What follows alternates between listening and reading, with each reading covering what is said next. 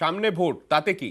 পলাশের মাসে পুরুলিয়ায় কিন্তু পর্যটকদের ভিড় তার সঙ্গে কোনোভাবেই সম্পর্কিত নয়। অন্য বছরের মতোই এবছরও বসন্তের বোলপুরে চেনা ভিড়ের ছবি।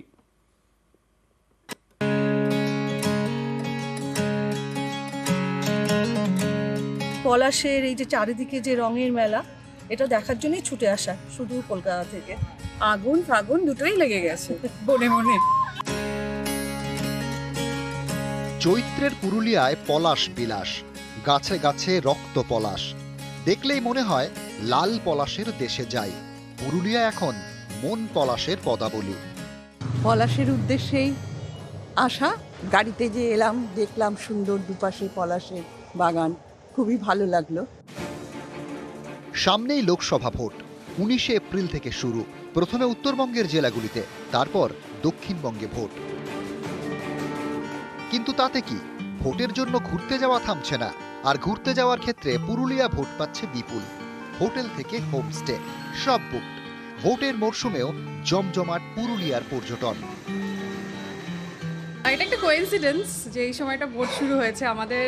আমরা থাকি কলকাতার বাইরে, ইচ্ছে ছিল পুরুলিয়ায় আসার। আর উপরে পাওনা এই সময়টা এখানে যথেষ্টভাবে আমাদের প্রোটেকশন রয়েছে, কোনো প্রবলেম হবে না। আশা করি আমাদের সরকার সব রকম দায়িত্ব নিয়েছে, ট্যুরিস্টদের কোনো রকম প্রবলেম ফেস করতে হবে না।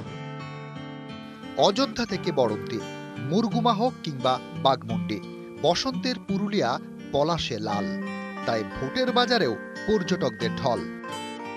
আমরা যেটা লক্ষ্য করি সেটা হচ্ছে ভোটের বাদ্যি বাজার সঙ্গে সঙ্গে লোকের মনে একটা থাকে যে ভোট হবে, কোথাও আর বেড়াতে যাব না। কিন্তু এবছর পুরুলিয়াতে পলাশের টানে প্রচুর সংখ্যক পর্যটকরা এসছেন। অযোধ্যা পাহাড় সংলগ্ন যত হোটেল আছে সেখানে তিল ধারণের জায়গা নেই। পুরুলিয়ার মতোই জঙ্গলমহলের আরেক জেলা ঝাড়গ্রাম, সেখানেও হোটেলে ভিড়। রঙের খেলায় মেতেছেন পর্যটকরা।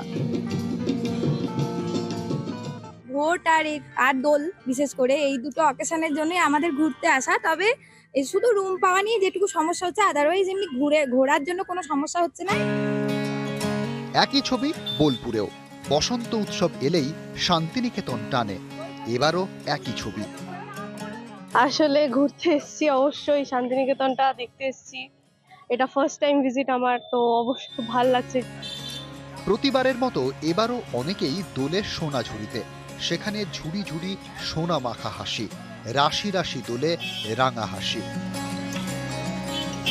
নিউজ 18 বাংলা।